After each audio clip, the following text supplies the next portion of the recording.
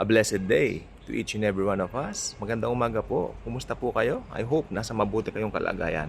O let's drop the word hope because I believe in the grace of Jesus, nasa mabuti po tayong kalagayan na lahat. Okay? So ngayon po, ang atin pong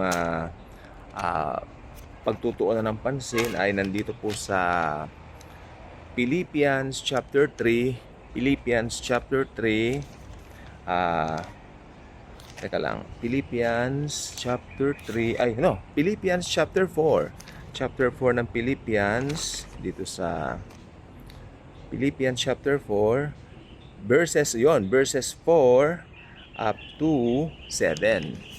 So, Philippians chapter 4, verses 4 to 7. Okay? I want you to listen, including me. Nakikinig ako whenever I make some sharing the word of the Lord Jesus Christ. Ako ay nakikinig din dahil I really need to realize kung paano ko ito maisabuhay. Na-share ko na, naisabuhay ko din, at naisabuhay natin lahat. Diba? Ito po siya. Philippians chapter 4, verses 4 to 7. Rejoice in the Lord always. Rejoice in the Lord always. I will say it again. Rejoice. Meron pong redundancy, no? Inulit ni Pablo yan. Okay. Let your gentleness be evident to all. The Lord is near. The Lord is near. Malapit na siya. Kung malapit na si Lord noon pa man, kung si Jesus ay malapit na dumating noon pa man, lalo na ngayon, di ba? The Lord is near. Do not be anxious. Oh, I love this. Do not be anxious about anything, but in everything, by prayer and petition, with thanksgiving, present your request. Dalhin ninyo. Present your request to God. And the peace of God, which transcends all understanding, will guard your hearts and minds in Christ Jesus. So, tayo pong mga mananampalataya ay sinasabihan, rejoice. What's rejoice in Tagalog? Magalak. Mas accurate sabihin magalak. Magsaya, mas mababaw na salin na word, no? Pero magalak tayo lagi kay Jesus. Tingnan nyo hindi binabanggit ng Biblia na tignan natin yung circumstance natin para magalak tayo. Kasi iba-iba po ang situation natin. Sometimes, ayos ka. Sometimes hindi. Kaya nga po may mga binabanggit yung ibang tao na I have my good days and sometimes I have my bad days. I have my ups and downs, sabi ng iba naman. Pero pag Kristiyano ka kasi, hindi ka nakabase doon. Kundi nakabase ka dito sa kung ano yung sinasabi ng Bible. Sabi niya, rejoice in the Lord always. Okay? Inulit pa niya, I will say it again. Rejoice. So, bilang mananampalataya po, marami po akong nare-realize na isa po sa katotohanan na ginagawa ng Panginoon sa atin ay yung salita po niya, araw-araw talagang ginagawa niyang totoo sa atin. Take note, Kristiyano lang po ang sinasabihan nito. Okay? Dahil ito po ay sulat ni Pablo sa mga mananampalataya, mga Kristiyano. At ang na-realize ko po rito, habang tumatagal ang salita ng Diyos, kahit gano'n niyang katagal sa atin, lagi po siyang fresh. Lagi siyang bago. Sapagkat ito ang patuloy na nagre-renew sa ating minds bawat araw. Sabi pa niya, hindi tignan po natin mabuti, rejoice in the Lord always. Let your gentleness be evident to all. Gaano ka ba ka-gentle?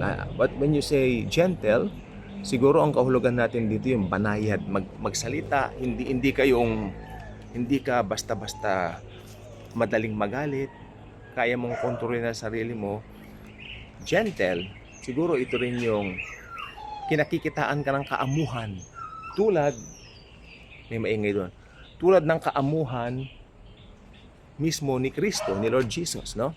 Nung nandito siya sa lupa. Isa sa mga katangian ni Jesus, nung nandito siya sa lupa, siya ay maamo. Kaya yung ibang mga Bible scholars, whenever you ask them, ano bang itsura ni Jesus nung nabuhay siya sa lupa? Simple lang ang sagot. Maamo. Maamo siya, maamo. You don't have to know the exact physical appearance of his face and his, you know what, height and all that. Sapagkat makikita rin natin siya ng mukhaan pagdating ng araw ng bigote ko ng rapture. Okay? May bigote para presentable naman ako. Di ba?